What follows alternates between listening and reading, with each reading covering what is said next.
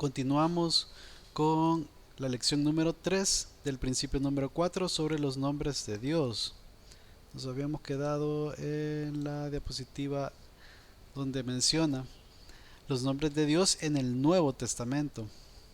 Entonces, aquí sigue habiendo esa concordancia con lo que está en el Antiguo Testamento y ahora enfocado en la persona del Señor Jesucristo. Entonces, Cristo y sus discípulos heredaron la idea de Dios revelada en el Antiguo Testamento. Obviamente ellos tenían en sus manos, en su poder, esa palabra de Dios. Lo tenían, más que todo usaban la versión Septuaginta, que es de la que hablamos hace unas semanas, que era la versión griega del Antiguo Testamento. O sea que los 70 supuestamente, más o menos, ¿verdad? Sabios de 12 de cada tribu supuestamente. Eh, Algo así creo que era el número. Y ellos hicieron la traducción del hebreo, de la Biblia, del Antiguo Testamento, de los escritos, del Pentateuco, etcétera, de los profetas, y lo tradujeron al griego, koiné, que era como lo más común, la lengua común del Imperio Romano. Entonces por eso fue bastante aceptado, bastante difundido esta versión. Y pues por eso vemos que muchas veces eh, cuando se hace una citación en el Nuevo Testamento del Antiguo Testamento, no pega mucho con nuestra versión Reina Valera, pero más que todo porque estaban usando esa versión Septuaginta. Es un tema de traducción ahí, ¿verdad? Pero el punto aquí es de que ellos heredaron esa palabra de Dios del Antiguo Testamento y por eso ellos no era ajeno a su conocimiento los nombres o títulos que se le daban en el Antiguo Testamento. Por eso es que ellos tenían un concepto de Dios también, ¿verdad?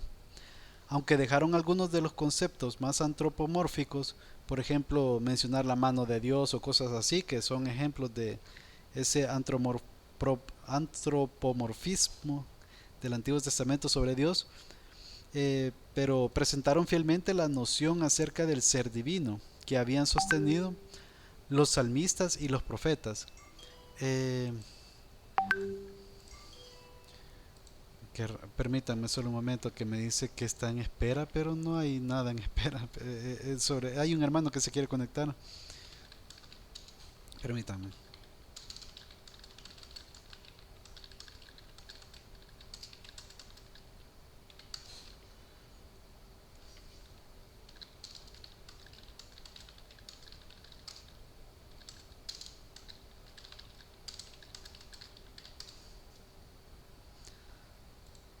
Creo que no le ha caído al hermano.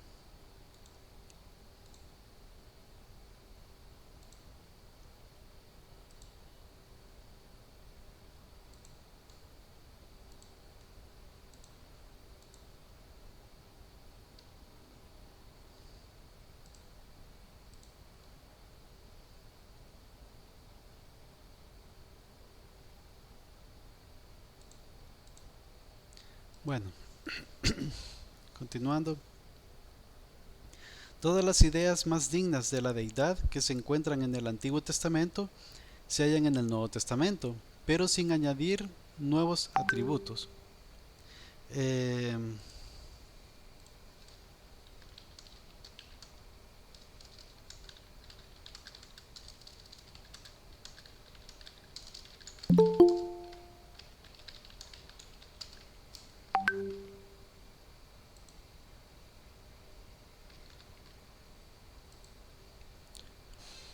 Buenas noches, hermano Juan José. Bienvenido. Bueno, entonces, ah, continuando, todas las ideas más dignas de la deidad que se encuentran en el Antiguo Testamento se hallan en el Nuevo Testamento, pero sin añadir nuevos atributos, porque recordemos que Dios es inmutable, no cambia, ¿verdad? Entonces prácticamente todo lo que hemos visto en en el Antiguo Testamento pues se aplica en el Nuevo. Eh, bueno,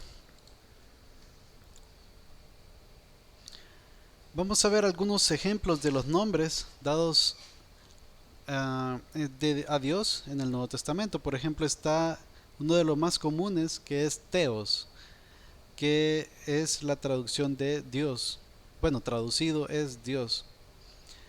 Entonces, también aquí hay un tema de escritura, de traducción, creo yo, porque en el diccionario Strong, en español es Deus, pero en inglés creo que se pone así con TH, pero bueno, ahí si lo buscan en Google pues van a encontrar que es la misma palabra, es como Kyrios.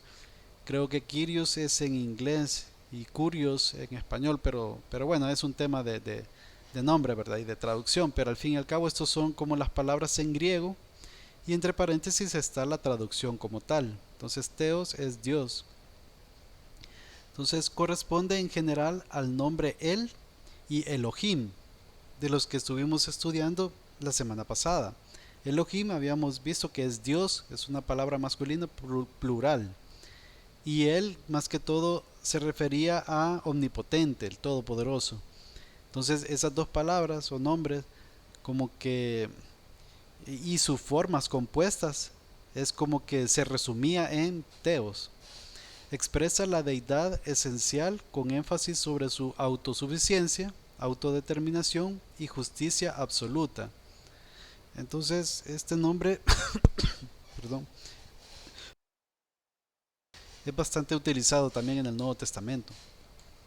Vamos a ver un ejemplo, aquí no lo menciona, pero por aquí hay un texto bíblico en donde está muy claramente esa parte. Permítanme, quiero ver a dónde lo tengo.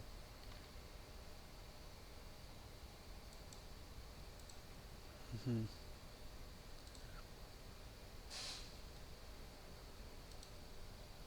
Por ejemplo, en el Evangelio según Juan, capítulo 20, versículo 28, aquí el apóstol Tomás hace una declaración muy enfática al ver como evidencia, al palpar con sus manos, de que el Señor Jesús había resucitado.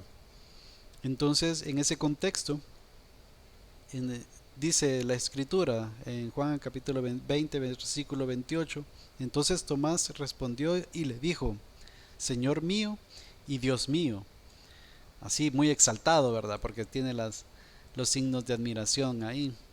Entonces, si nos vamos al original, en una Biblia interlineal que tiene la versión Reina Valera por un lado y el texto en griego, aquí en la parte donde dice Dios de mí, dice Dios mío, es la traducción, ¿verdad? Pero esta palabra Dios vemos que hace referencia a la palabra que estamos estudiando ahorita, que es Deus. Como les decía, en español creo que se pronuncia más como la D, pero es lo mismo, Teos. Es la palabra 2316 o 2316 del diccionario griego Strong, en donde eh,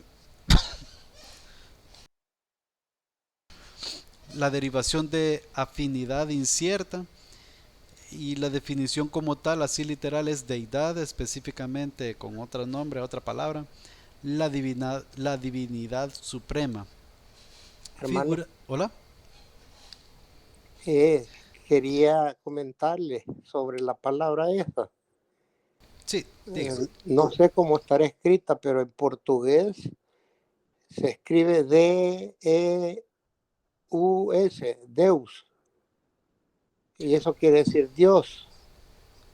Ah, No sé cómo estará escrita en inglés o en español, pero sí. así como se escribe, así como lo dije, D-E-U-S, Deus es Dios en portugués.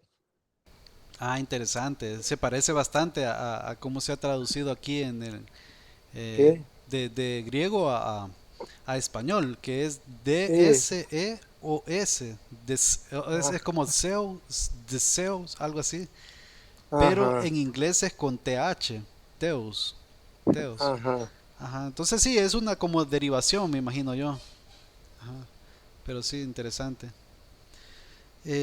en este caso, pues en Reina Valera se traduce como Señor y como Dios. Entonces, a veces en el Nuevo Testamento nosotros vemos que hace referencia a Dios, entonces, o a Señor inclusive, viene de esta palabra 23:16 del Strong, que es Deus o Theos. Aunque también Señor es otro nombre que vamos a estudiar inmediatamente ahorita, ¿verdad? Que es el siguiente título, nombre, eh, que se dice como Kyrios, traducido como Señor. El vocablo griego es otro nombre que ocurre a menudo en el Nuevo Testamento. Parece combinar el significado de los dos títulos, de Yahvé, que es el tetragramatón, yo soy el que soy o yo soy, y Adonai, que es Señor en el Antiguo Testamento. Traducidos en la Septuaginta, la versión de la Biblia que yo les mencionaba hace un momento, con esta palabra. O sea que en lugar de utilizar Yahvé o Adonai, pues se colocaba Kyrios o Señor. Obviamente este Señor no es un Señor así a la ligera, ¿verdad? Sino que se hablaba de una persona con autoridad, un propietario, un dueño, un Señor que está como por encima, ¿verdad? Aquí se menciona, en la época de Jesús se usaba para designar al dueño o señor de esclavos o propiedades, también como un término de respeto hacia un superior. Los emperadores romanos tornaban este título para expresar su dominio absoluto sobre sus súbditos. En nuestro tiempo se podría decir que es lo mismo que decir Dios, que es la autoridad máxima, ¿verdad? Entonces para nosotros pues el Señor Jesús no solamente es Señor, sino que es nuestro Dios, es nuestro dueño. Eh, entonces, pero igual, o sea, nosotros hoy en día entendemos que cuando le decimos Señor a nuestro Señor Jesucristo, pues entendemos que Él es nuestro Dios. No es como cuando le decimos a cualquier persona, hola Señor, disculpa, me regala la hora o algo así, ¿verdad? No, no es algo cotidiano, pues cuando nos referimos al Señor Jesús, estamos dándole esa gloria, esa honra como Dios, ¿verdad? No, no lo usamos así tan a la ligera, el nombre del Señor. Pero o por lo menos ese debería ser el sentido, ¿verdad? Pero bueno, ese es el punto que queríamos recabar ahí. De ahí otro nombre muy importante en el desarrollo de los nombres divinos de Dios en el Nuevo Testamento es Padre, el nombre Padre. Eh, perdón. Si bien en el Antiguo Testamento también se hace referencia a que Dios es el Padre de los hijos de Israel, de hecho ahí así se menciona que los hijos de Israel, ¿hijos de quién? Del Padre, de Dios. Pero aunque también se puede deducir que son hijos de Abraham, ¿verdad? Pero hay varios textos bíblicos en el Antiguo Testamento donde se hace referencia que Dios es el Padre de ellos, que es Padre nuestro también, por ende. Pero bueno, más que todo en el Nuevo Testamento como que se pone más claro esa relación que está entre nosotros como eh, hijos de Dios y el Padre. Por ejemplo, en el Nuevo Testamento es la introducción por Jesús del concepto de Dios como Padre, Padre suyo en el sentido único. Acordémonos que Él es el unigénito Hijo de Dios, por ser la segunda persona de la Trinidad, pues Él, el Señor Jesús, tiene la misma esencia y naturaleza de Dios Padre y de Dios Espíritu Santo, que Dios es uno, ¿verdad? Sabemos que Dios es uno en tres personas. Por ejemplo, en el Evangelio según Juan, capítulo 5, versículo 18, dice, por esto los judíos aún más procuraban matarle. O sea, al Señor Jesucristo lo querían matar porque Él hacía declaraciones que para los judíos pues no lo concebían. Y aquí vemos la explicación.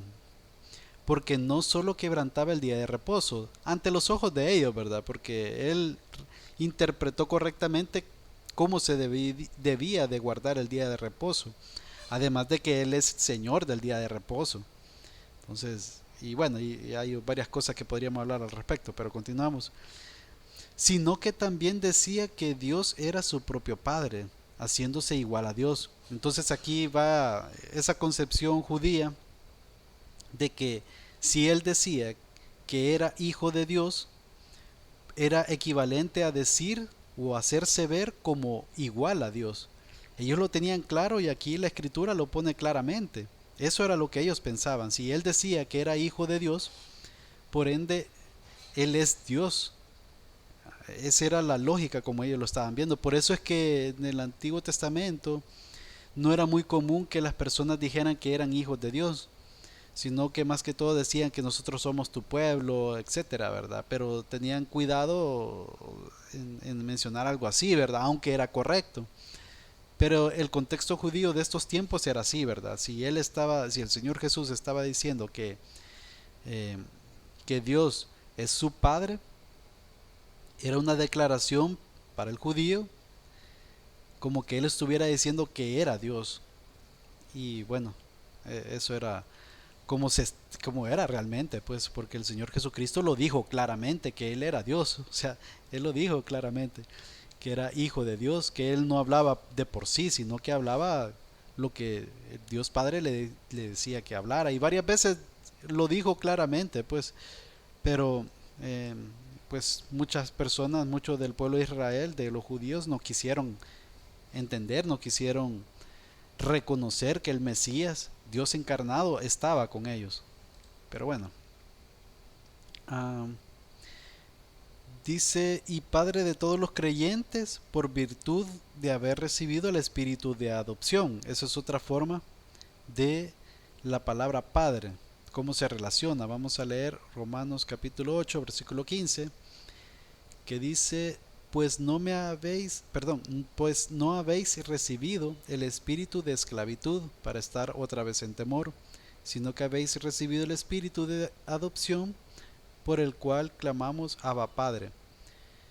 En este texto el apóstol Pablo nos está diciendo que nosotros los creyentes que somos hijos de Dios por medio de la fe en Cristo Jesús, hemos recibido el Espíritu Santo de Dios. Hemos sido sellados, ya no estamos esclavizados al pecado, o en este caso que se menciona al temor. ¿Por qué? Porque ahora somos hijos de Dios por adopción.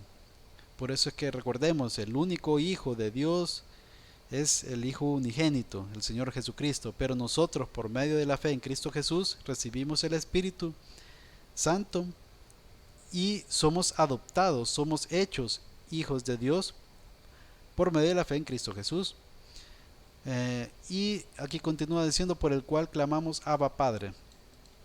Abba es Padre, pero es un Padre como más de confianza, la palabra, o como decir papá directamente. Entonces es como de confianza de un hijo que le dice a su papá. Entonces nosotros como ahora somos adoptados, somos hijos, entonces por eso es que podemos clamar a Dios como nuestro padre, como papá, como un hijo le puede decir a su papá.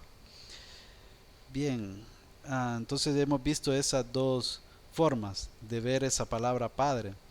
Primero como el Padre de nuestro Señor Jesucristo, como el unigénito Hijo de Dios, y Padre como de nosotros, en virtud de que somos hijos adoptados por medio de la fe en Cristo Jesús y hemos recibido el Espíritu Santo, el Espíritu de adopción. También dice en Mateo capítulo 7, versículo 11, pues si vosotros siendo malos sabéis dar buenas dádivas a vuestros hijos, aquí el Señor Jesús está hablando sobre que tenemos que confiar en Dios, que no tenemos que afanarnos por las cosas de este mundo, porque Dios Padre tiene cuidado de nosotros. Entonces él menciona de que nosotros somos malos, está diciendo, está apoyando esa doctrina de la depravación total, ¿verdad? De que todos somos, que no hay nadie, que no hay justo ni a un uno, pues que todos somos malos. Y a pesar de eso, que nosotros siendo malos, sabemos dar buenas dádivas a nuestros hijos. Entonces hace esa comparación. Cuanto más vuestro Padre que está en los cielos dará buenas cosas a los que le pidan. Obviamente Él es sabio, Él es todopoderoso, Él es omnisciente, Él sabe qué es lo mejor para nosotros, ¿verdad? Y muchas veces, igual como un hijo pequeño le puede pedir un cuchillo al padre que tal vez lo mire en la mesa, el cuchillo, pues nosotros sabemos que no, ¿verdad? Eso es peligroso. Entonces así también el padre sabe dar buenas cosas a los que le pidan conforme a su propósito, porque ese propósito de Dios es bueno.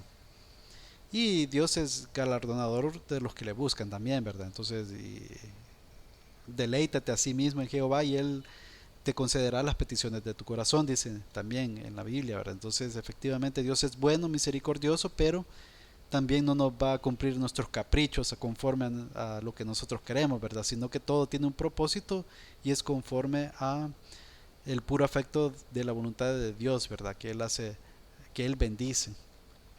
Pero bueno, aquí lo que se quiere rescatar es eso, de que podemos ver de que el Señor Jesucristo no está diciéndole a las personas que estaban ahí, muy probablemente los discípulos, primero que dando a entender de que son hijos de Dios, porque está diciendo cuánto más vuestro Padre, dice. O sea, ya está diciéndoles a ellos que Dios es su Padre y dando a entender entre líneas de que ellos son hijos de Dios.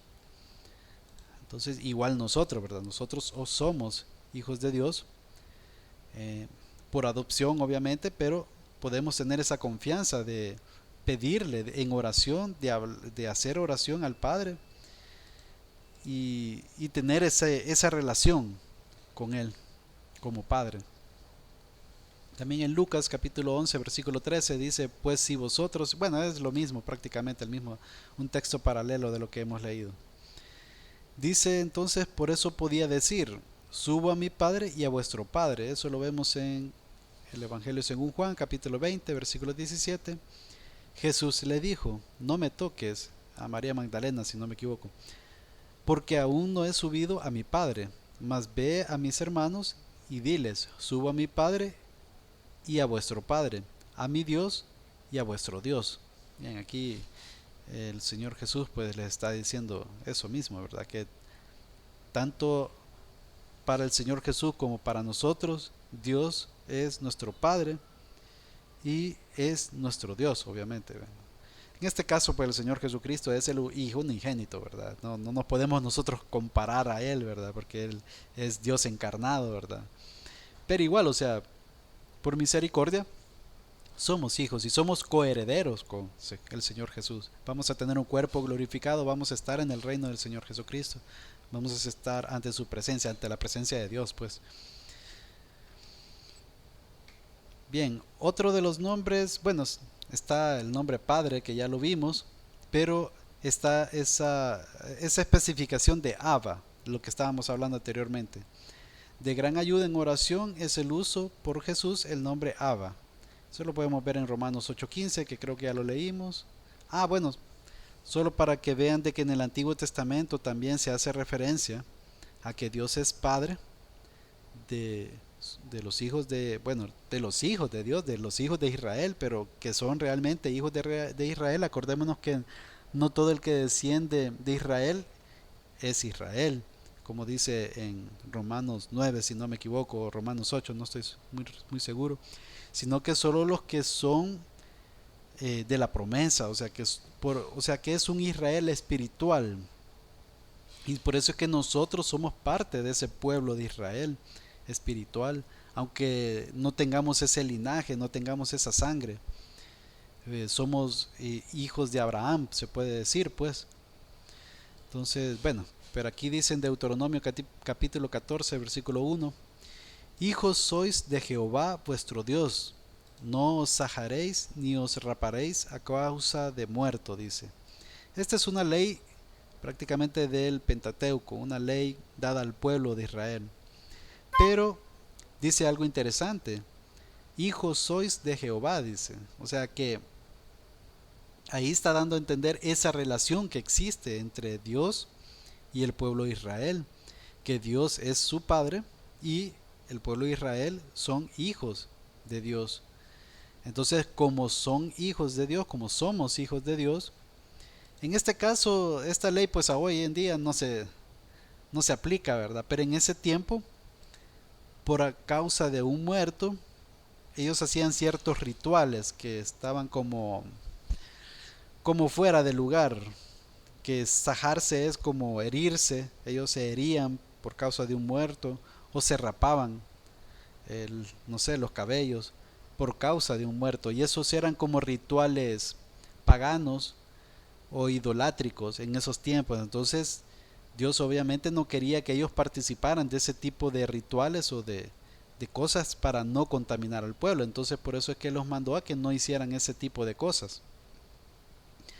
Hoy en día pues creo que nadie hace eso con ese significado, ¿verdad? Pero podría ser que hiciéramos otras cosas eh, por cosas místicas o por cosas o por situaciones que, o sea, que no están explícitamente en la palabra de Dios que deberíamos de hacer. De hecho, pues una vez las personas se mueren, pues eh, hasta ahí llegan, ¿verdad? Ausente en el cuerpo y presente ante el Señor, pero no es que esté mal que nosotros hiciéramos algo, pues digamos, que ir a visitar a la tumba y todo eso, ¿verdad? No es que esté mal, pero ya hacer cosas que implican algún tipo de ritual, por así decirlo, ahí sí tal vez cabría en este mandamiento, ¿verdad? Pero bueno, el punto aquí es de que efectivamente Dios es Padre de los hijos de Israel. En este caso, no, obviamente no todos, pero sí da a entender esa relación que existe aún desde el Antiguo Testamento. Y hay otro texto bíblico por aquí, Salmo 103, versículo 13. Como el Padre se compadece con los hijos, se compadece Jehová de los que le temen. O sea, los que temen a Jehová son hijos de Jehová, son hijos de Dios. Eso es lo que está dando a entender este símil, esta comparación, da a entender eso. Y bueno, habían otros versículos, pero no los quise poner por cuestión de tiempo. Bueno, volviendo con el tema de Abba Padre, en Lucas capítulo 11 versículo 2 dice, y les dijo, cuando oréis, decid, y aquí es la oración del Padre Nuestro que le llamamos, ¿verdad? Lo dice literalmente, Padre nuestro que estás en los cielos, santificado sea tu nombre, venga tu reino, hágase tu voluntad como en el cielo, así también en la tierra. Entonces ahí literalmente el Señor Jesús está enseñándonos, tanto a sus discípulos como a nosotros hoy en día.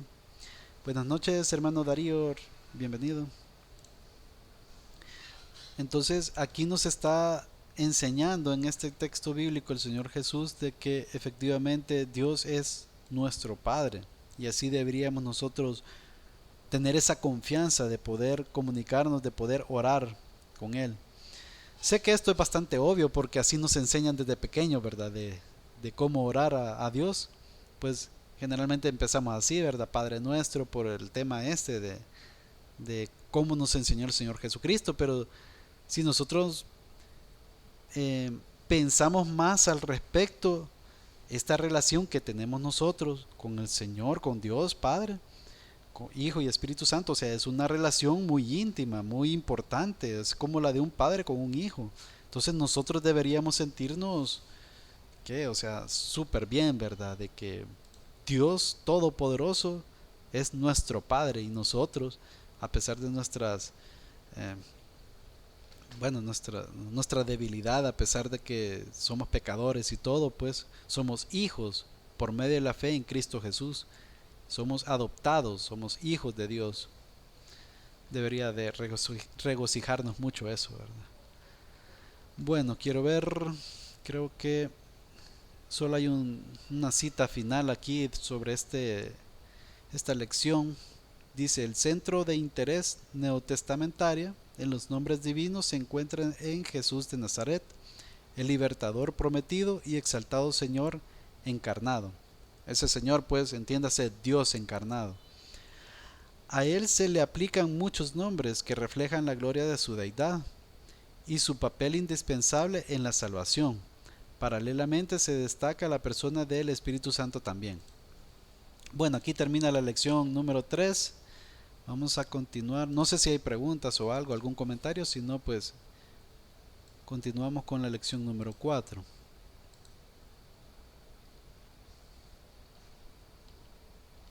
Esta es más corta, creo que logramos terminarla ahora. Ah, no, ya me acordé, esta es la más larga. Pero bueno, pero vamos a avanzar un poquito. Bueno, la lección número 4 se titula Jesucristo. El objetivo de la lección es conocer la función redentora de Jesucristo y su interacción con el hombre.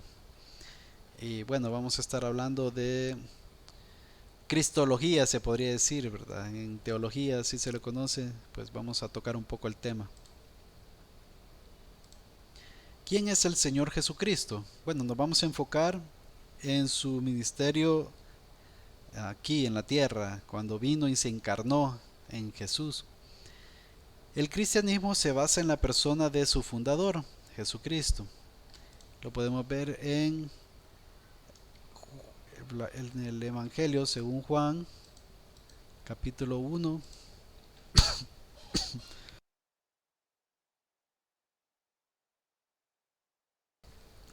versículo 1, que dice: en el principio era el verbo, y el verbo era con Dios, y el verbo era Dios. Si nos vamos al original griego,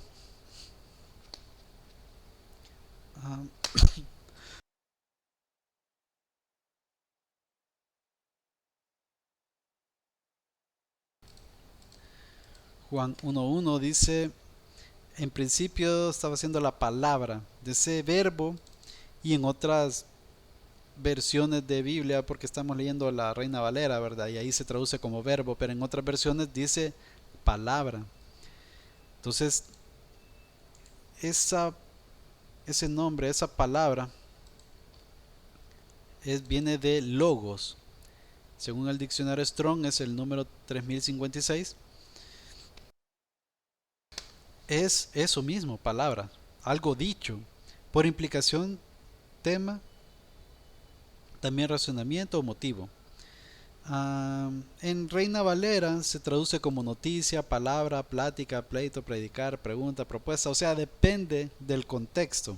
También verbo, doctrina, evangelio, un montón de definiciones, ¿verdad? Pero el punto aquí es de que si nosotros vemos el contexto de Juan capítulo 1, vemos que ese verbo se hizo carne, o sea, se encarnó y habitó entre nosotros como el unigénito Hijo de Dios, o sea que está hablando del Señor Jesucristo, que en el principio ya estaba con Dios, porque es Dios. Entonces ahí podemos ver esa deidad de nuestro Señor Jesucristo desde antes prácticamente de la fundación del mundo. La casi totalidad de las versiones de la Biblia traducen el vocablo griego logos como palabra o verbo, como lo estuvimos viendo. En Reina Valera pues dice verbo y en otras versiones puede decir palabra.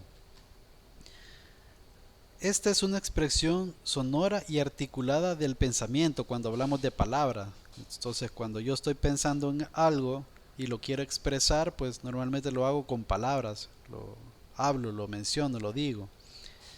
En Mateo capítulo 22, versículo 46, vemos un ejemplo. Y nadie le podía responder palabra.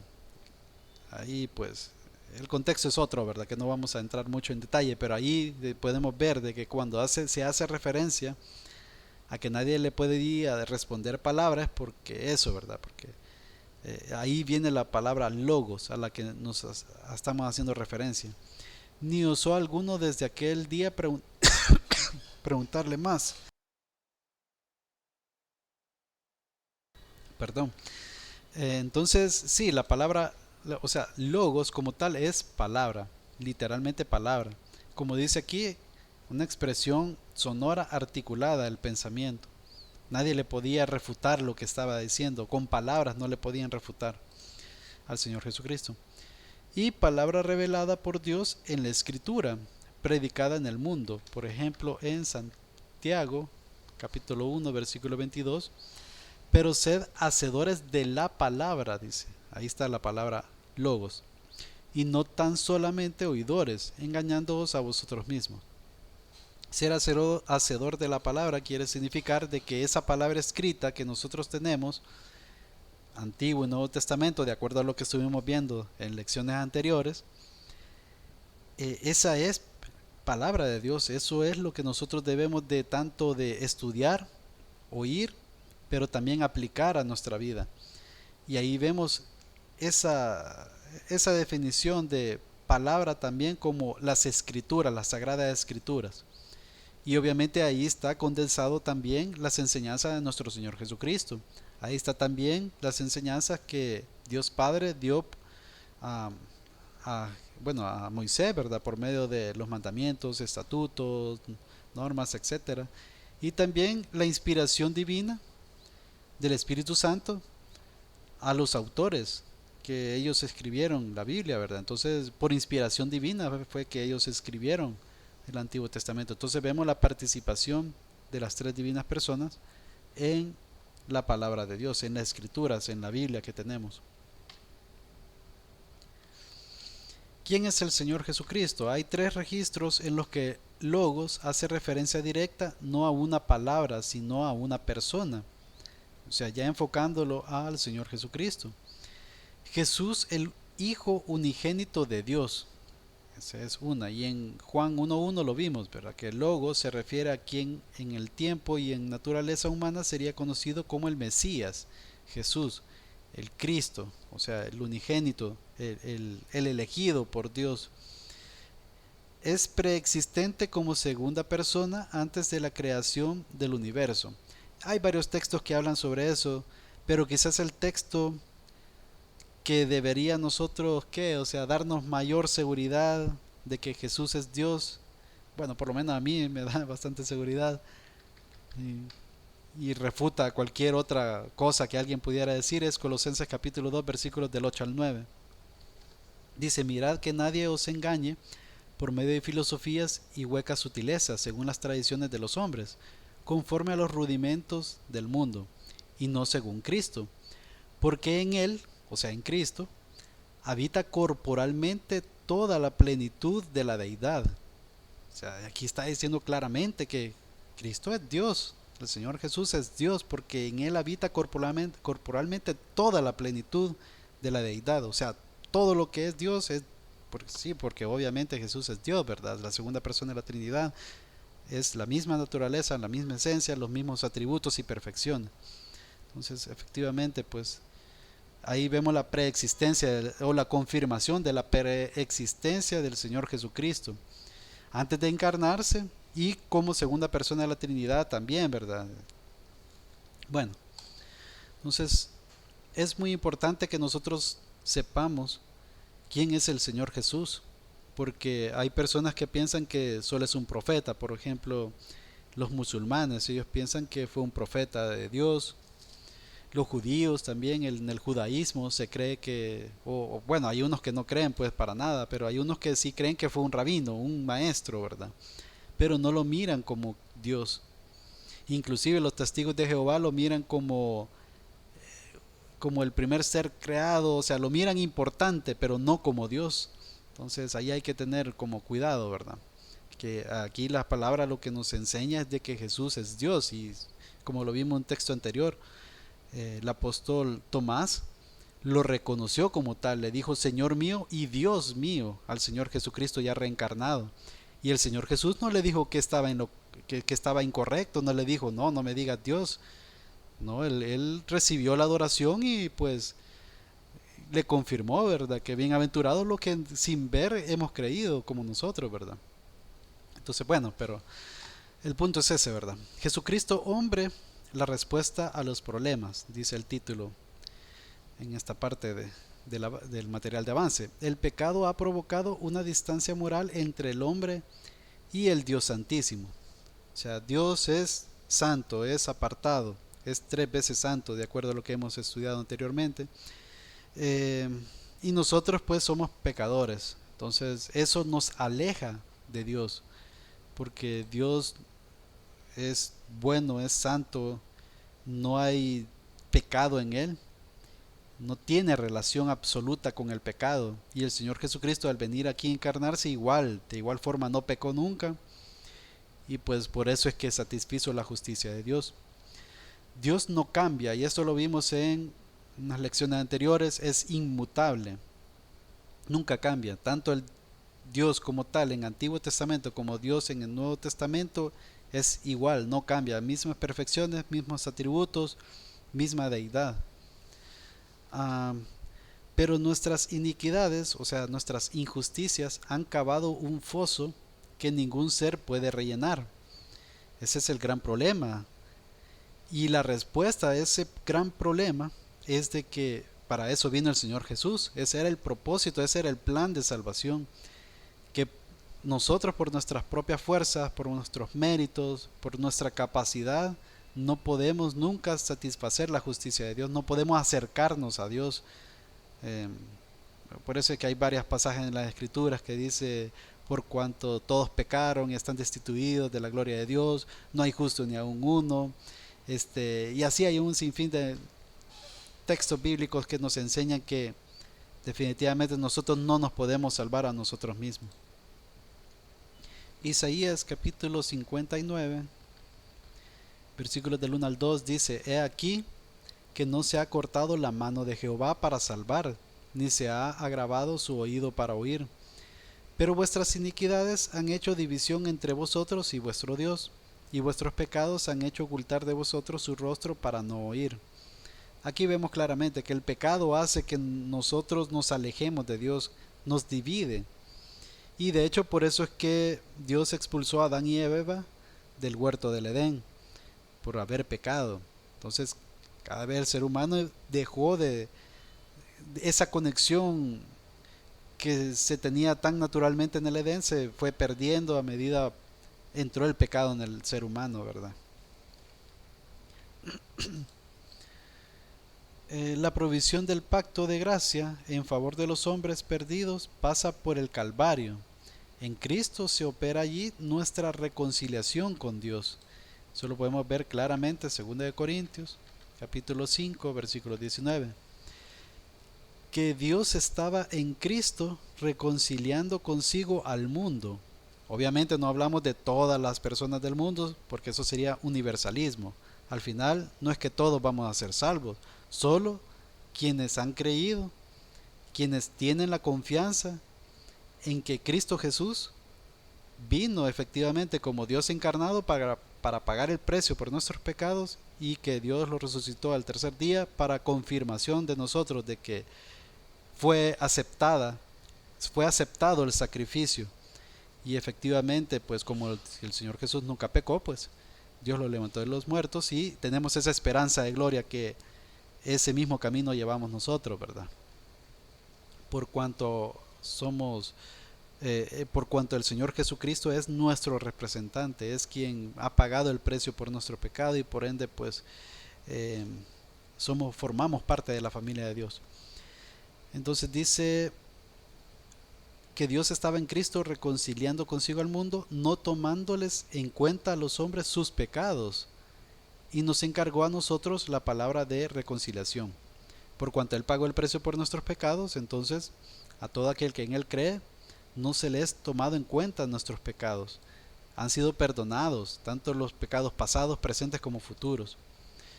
Porque pues sí, Dios habita en la eternidad y si pues nosotros tenemos fe en el Señor Jesucristo, pues Dios sabe que vamos a seguir pecando en lo que estemos en esta tierra, ¿verdad? Con este cuerpo, que no es el glorificado. Este cuerpo es de carne y hueso, de aquí, de la terrenal, ¿verdad? Cuando ya estemos con el cuerpo glorificado, ahí sí, ¿verdad? Ya no vamos a tener relación con el pecado, pero en este cuerpo pues seguiremos.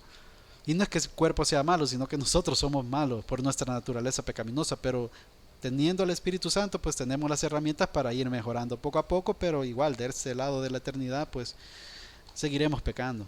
Y a pesar de eso, pues está el plan de salvación que Cristo Jesús nos ha hecho que estemos reconciliados con Dios, que hemos hecho las paces, por así decirlo.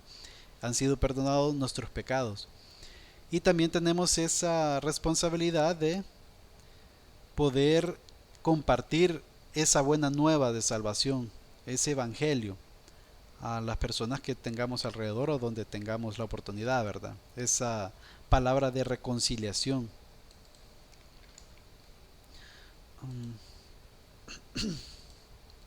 Entonces,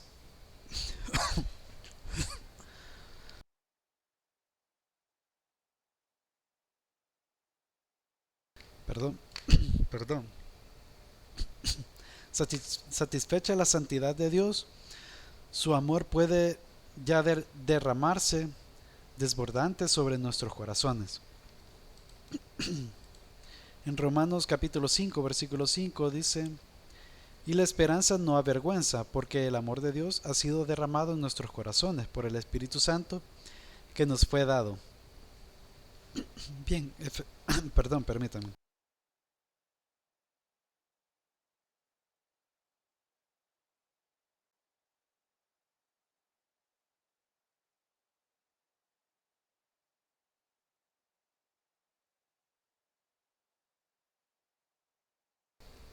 Perdón, he estado un poco mal de salud, pero ya estamos aquí. Bien, entonces efectivamente tenemos esa esperanza de gloria, ¿verdad? Porque Dios nos ha amado, hemos sido reconciliados por medio del ministerio del Señor Jesucristo, por la fe en Él y por el Espíritu Santo que ahora mora en nosotros. La obra de nuestra salvación afecta al hombre entero, porque comparte, creo que era ahí, la liberación de todas las esclavitudes del ser humano. En Isaías capítulo 61, versículo del 1 al 5, dice, bueno, este texto ya lo hemos leído, este es prácticamente el texto que citó de Isaías el Señor Jesucristo cuando estaba en el, ¿cómo se llama este lugar? En el día de reposo, ¿cómo se llama? Bueno, en el lugar donde se reunían los judíos, no me acuerdo ahorita. Eh, y él abrió el pergamino y leyó este texto, ¿verdad? Lo citó. El Espíritu de Jehová, el Señor, está sobre mí, porque me ungió Jehová. Me ha enviado a predicar buenas nuevas, el Evangelio, a los abatidos, a vendar a los quebrantados de corazón, a publicar libertad a los cautivos, a los presos apertura de cárcel, hablando pues de la liberación del pecado, hablando de la sanidad de nuestras almas, hablando también de todo lo que iba a hacer en su ministerio terrenal, a proclamar el año de la buena voluntad de Jehová. Y bueno, y hasta aquí llegó él, ¿verdad? No citó más allá. Pero también vino para darnos también palabras, de darnos esos tiempos futuros de lo que va a ocurrir. Bueno, el Apocalipsis, pues, el Señor Jesucristo por medio de su ángel también dio estas palabras, dio estas visiones para que el apóstol Juan pueda habernos dejado el Apocalipsis y poder saber qué es lo que va a pasar más adelante, ¿verdad? Porque dice, y el día de venganza del Dios nuestro. Luego continúa a consolar a todos los enlutados. O sea, llegará un momento que nosotros vamos a ser consolados, porque el cristiano pues no es que viva una vida de color de rosa aquí en la tierra, ¿verdad? Sino que muchas veces, así como dice la bienaventuranza, ¿verdad? Que bienaventurados los que lloran, bienaventurados los que por causa del Evangelio pues son perseguidos y así, ¿verdad? O sea, en este mundo pues pareciera que las cosas están de cabeza, ¿verdad? Pero sin embargo pues todo tiene un propósito y pues vamos a ser consolados. Dice, a ordenar que a los afligidos de Sión, Sión es el pueblo de Dios, es una ciudad pero tipifica por así decirlo al pueblo de Dios, se les dé gloria en lugar de ceniza. Aquí pues tenemos las cenizas, en el reino de Dios vamos a tener gloria. Óleo de gozo en lugar de luto. Aquí podríamos estar nosotros sufriendo, pero allá vamos a ser alegres, gozosos. Manto de alegría en lugar del espíritu angustiado. Bienaventurados los pobres en espíritu, dice la bienaventuranza, ¿verdad? Pero vamos a ser eh, consolados y vamos a alegrarnos en ese tiempo. Y serán llamados árboles de justicia, plantío de Jehová para gloria suya. Reedificarán las ruinas antiguas y levantarán los asolamientos primeros y restaurarán las ciudades arruinadas, los escombros de muchas generaciones. Ahí estamos hablando obviamente de tiempos escatológicos, ¿verdad? Donde vamos a reinar con el Señor y muy probablemente vamos a levantar todo, ¿verdad? Y extranjeros apacentarán vuestras ovejas y los extraños serán vuestros labradores y vuestros viñadores. Bueno, ahí es algo que se puede aplicar en el pueblo de Israel cuando llegó a la tierra prometida, pero, perdón, cuando llegaron otra vez a su tierra, pero no, habría que estudiar esta profecía, ¿verdad? A ver a qué se refiere con esto, ¿verdad? Porque en teoría pues no van a haber impíos en esos tiempos, a menos que tenga razón el dispensacionalismo, ¿verdad? Que va a haber un momento en donde va a haber un híbrido entre personas con cuerpo glorificado y personas de carne y hueso, que van a seguir reproduciéndose en esos 1000 años, en ese milenio, pero aquí hay muchas cosas que se pueden interpretar, ¿verdad? Y se puede hablar, pero ahorita en este punto pues no estamos en escatología, ¿verdad? Pero bueno, el punto aquí es de que la obra de nuestra salvación afecta al hombre entero porque y bueno, y estamos hablando de esa parte, ¿verdad? De la salvación y que es la solución el Señor Jesucristo para la problemática que tenemos, que no, el problema principal que el ser humano tiene es el pecado, así, desde el principio de los tiempos, bueno, desde el pecado de Adán y Eva, pues ese ha sido el pecado, ese ha sido el problema principal del ser humano. Y bueno, eso es la lección, lo que tenemos para ahora. Continuamos esta lección porque es más amplia. Ya me acordé que esta presentación la corté, pero realmente continúa. Entonces vamos a continuar la otra semana. No sé si tienen alguna pregunta, algún comentario o algo que quisieran aportar a la clase, hermanos y hermanas.